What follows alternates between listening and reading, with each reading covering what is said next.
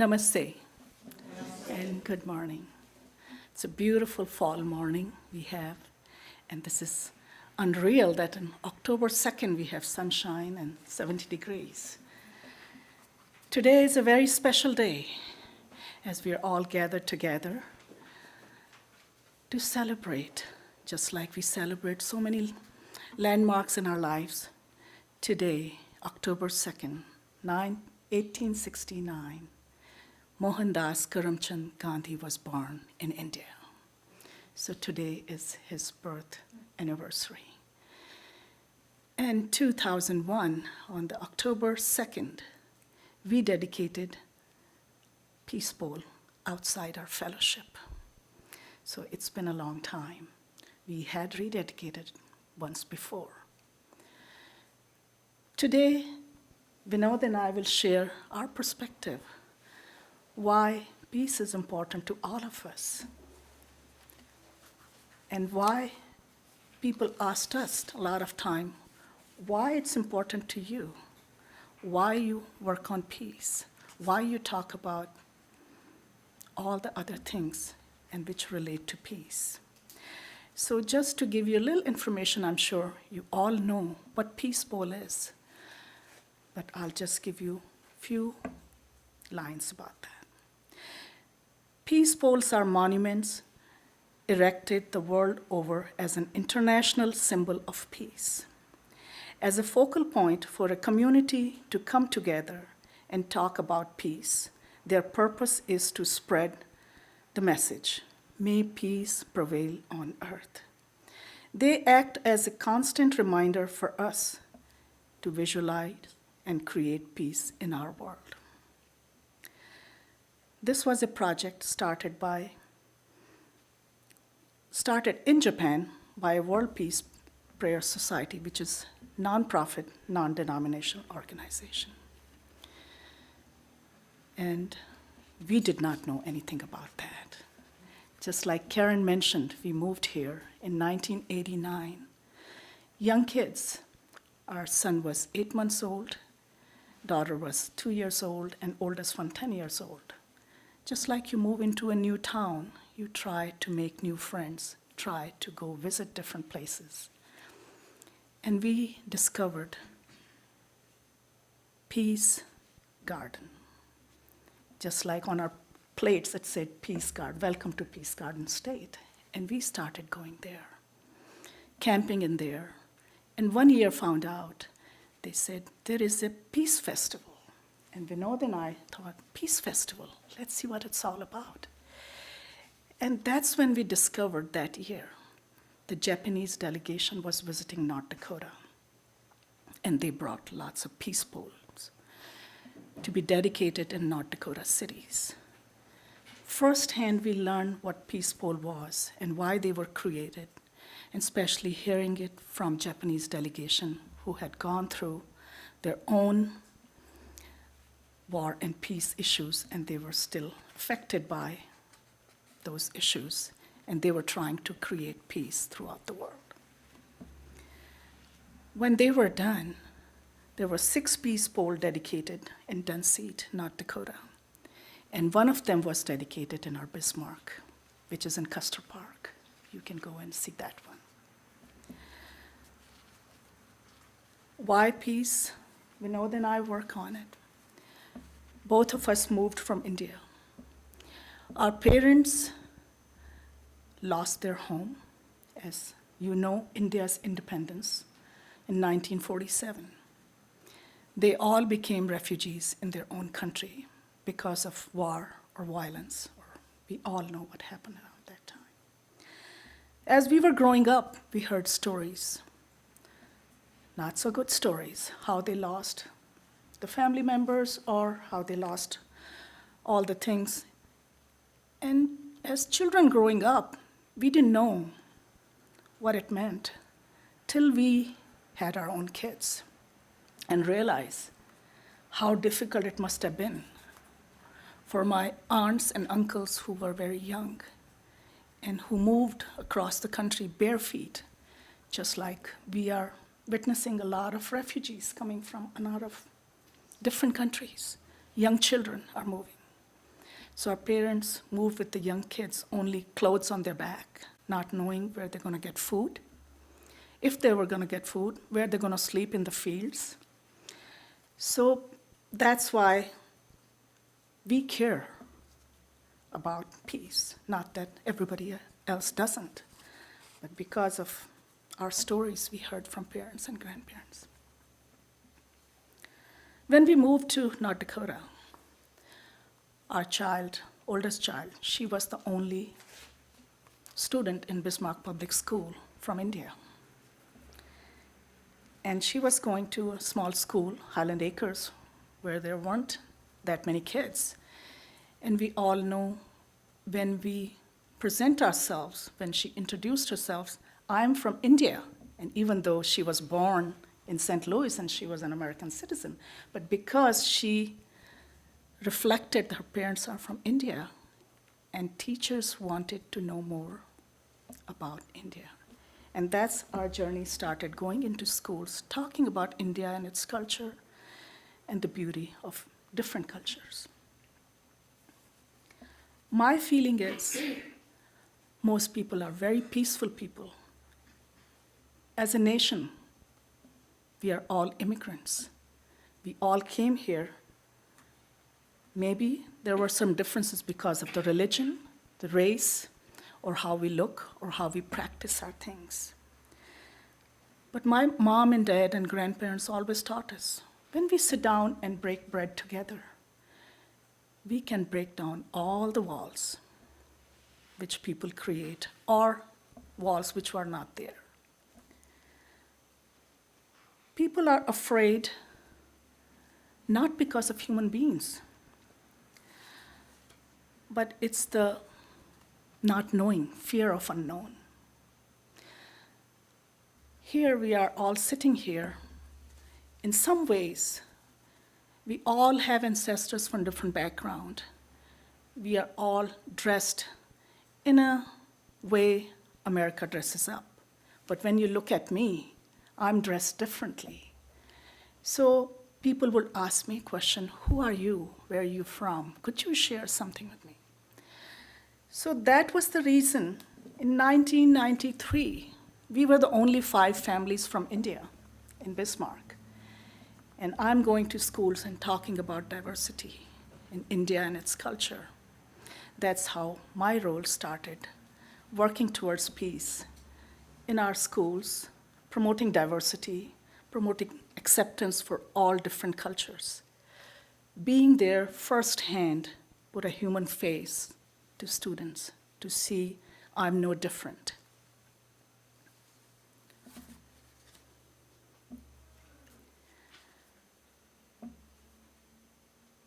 What I heard all my life, what parents talked about it. Peace is the way to be.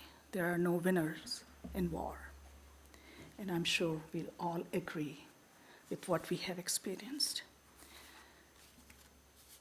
The peace pole you see outside, that was created after 9/11, and Vinod will share that more about it. But how we feel we became part of this community. To promote diversity and cultural understanding, few families got together as part of the Folk Fest in 1993 and decided to do a taste of the world and doing the dances and promoting different cultures at Bismarck State College. We did not know how it was going to go. In half an hour, all the food was gone, and it was a standing room only Bismarck State College, and there were people standing outside. It was a beautiful day. 2 months later, International Club of Bismarck Mandan was formed to celebrate diversity. And I'm so glad some of you were served as a president. Dean is here. He was president of International Club. And Vinod and I served as there too. And there are a lot of other people in this community who promoted international brotherhood or international peace and justice. Again, getting this seed from the peace pole ceremony, we started doing Gandhi dinner, which was not formed. Gandhi Peace Network was not formed till 2001, but Green Earth Cafe, I'm sure half of you are familiar in this town. It was there. And it was a small little place where we started doing the dinners to bring diversity into food, into culture, cultural understanding, coming together as a community to celebrate. And then 9/11 happened. I want Vinod to talk about that, how it was difficult. You want me to interject now or later? You can, we can work together. Okay. So the idea is nobody does it alone. It takes a village, and we are the village. We are standing here. All of us work together. When I was going into classrooms talking about India and its diverse culture,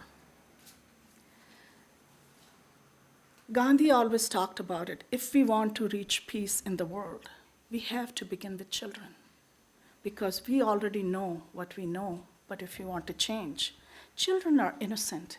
Whatever we tell them, they absorb everything like sponges, and it stays with them for the rest of their life. And some of the things which you're seeing here, posters children have done in the work towards peace we had done in the classrooms. Some of these kids are old enough and they have their own kids in Bismarck Public School District and have come to share their stories, how they have shared their own stories to their children, what they learned by my being in their classroom and talking about India and peace. So it gives me a lot of pleasure, and I don't know what to say, but at the same time, we all can make a difference in our lives, in our children's lives. And that's where I see what Karen von Fossen talked about it, be the change you wish to see in the world. And we have come together as a community. A lot more people know a lot more about India and its culture, not because of me, but because we all sit together, we talk about it, we celebrate the differences. And that's what it's all about. And now I want Vinod to share some of the things before I go on. You stay right there. Okay. So, I just want to simplify things. I care about peace because Aruna cares about peace. That's how I got to it. So in 93, when she did the first Gandhi Peace dinner, she had to pull me into that process of cooking and doing all those things and logistical preparations. And so, yes, all the refugee stories and everything is fine. That all occurred in my mind much later. But she dragged me screaming and hussing to that first of 19 or 20 Gandhi dinners that we did between 93 and on. So the International Club was the same way. I had wine and was, well, I don't want to go. Saturday night, let's do something else. But so the point is, when you educate, a wise woman is. So I care about peace because this girl cares about peace. And from that, we got to all these stories. See, one of the things that Aruna didn't share with you is how this process came about. So let me tell you a few stories of what has happened to us since that first day in 92 when I read An Eye for an Eye Makes the Whole World Blind was out on that, or what do we call that? The wayside pulpit. And I said, wow, in Bismarck. I'd been going to the Apple Creek Country Club trying to find, I'd been a physician. I came in 89. I said, well, let's find people. So somebody suggested play golf, which turned out I hate. And the kids hated getting dressed up to go for that one lunch so we could get our money back for the. And then I read this, An Eye for an Eye Makes the Whole World Blind. And I said, oh, in Bismarck, wow. So I walked in that first time, and the rest is history. So if we have come along this journey of doing peace work, it's because of all of you and this fellowship. Yes. And, well, she had the Gandhi dinner. She did all this cooking, 200 people, 100 carryouts. And God, we'd be cooking for a week, not tell anybody. It was before global warming, so we could still leave the food out in October and it would still be frozen. So as we got to the last 10 years, hell, you needed refrigerators all over the city to put the food that she had cooked in the week prior because you couldn't leave it out. So anyway, stories is what makes it fun. So we didn't have a legal kitchen in the Unitarian, so we just cooked at home and whatever. I'm an infectious disease doctor. We didn't kill anybody. But the point is, look at standing up for peace in difficult times is the theme. So I want to tell you a few stories, and I want to tell you what she has done. So I'm just standing here because she's here, but So let me tell you about the round dance that happened. It's not chronologic, so it'll go back and forth, but it's the stories of what has happened in our community related to peace in the last 30 years that we've been here. And you can tell stories of before that. So visualize yourself at the state capitol about 2 weeks ago. And there are many of you. I know many of you were there. We were there.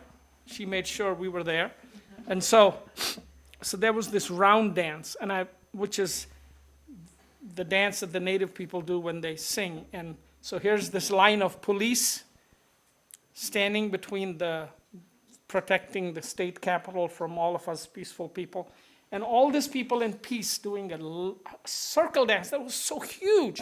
I think there must have been hundreds. Karen, I would think there was 600-800 people in that circle dancing to that. So standing up for peace is dancing and praying and keeping your space. I'll tell you another story, not chronologic. So we've been doing these dinners since '93, and the Peace Bowl dedication. She didn't talk about the 8 Peace Bowls, and I'll get there. You still want to talk about it? You want me to say it? Go ahead. Okay. I will share. So 2004, we're at home, and it's May. And you know what is May is graduating season. And so you get graduation cards that kids send to people that the class has chosen as the theme for their class. And so they mail it to, I guess, parents, grandparents, cousins, aunts. I know we printed a few hundred that we paid for. And guess what it said in that 2004 Century High School graduating class? The motto was, "Be the change you wish to see in the world." And if you thought if I cried at that song, that one, as I opened the envelope, I think I needed a glass of water at the end of that. Because it was so overwhelming, because here is this city that is in the heart of whatever it is in, and so, the progressives have had to stand up vigorously here. And so here is the city where the high school graduating class is sending this. Tell you another story. So she does the Peace Bowls, and she does these 2 weeks of Peace Week where she goes class to class, and kids make posters like this or little postcards that they mail to their parents to come to the Peace Bowl dedication. It's like we pay for the postcards out of the proceeds from the dinner. And so those little postcards go, made by the kids, say, "Mama, can you come?" or "Grandparents, can you come?" Again, it's called guerrilla peace. You spread the word. But the point I'm making is, we were doing a Peace Bowl dedication. She was doing one in Wilmore School. This kid was in 6th grade, and he says, you know, when I was in 1st grade, I got a T-shirt that I made, and it's been hanging in my room since then. So the power of things like that, when you begin with the children, which is the theme that we have chosen for the work of the Gandhi Peace Network, you see the power. So those 2 stories touched me. Civic Center. Well, she wants me to go to the Civic Center. So in difficult times. Okay, so those are 2 stories. The third one that we decided we were going to share is September 17th, 2001. And what happened around that 2-3 day period of time was the city had decided to do a Christian service in the Civic Center paid for by the city. And this was the days when newspapers still existed, so Saturday morning, 2 days before the service, or 3 days before, I don't remember the exact timeline, was reading this outside sitting on my deck, and I thought, wait a minute, I mean, we're all hurting, you know, and so I said, why are we excluded from this, especially if it's a city-wide service? It So was a prayer service. prayer service. And so make a long story short, we started stirring things up. We reached out to the evangelical pastor saying, you know, we want in, you know, hey, we want to be there. We want to heal too. I mean, there's people that died out there in 9/11. There were all kinds of people. So it wasn't that simple. It needed the help. Our Unitarian was at the forefront. Steve, you were there, Carol Jean Larson. We all went on to the radio show, demanding that community needs to come together to pray for peace.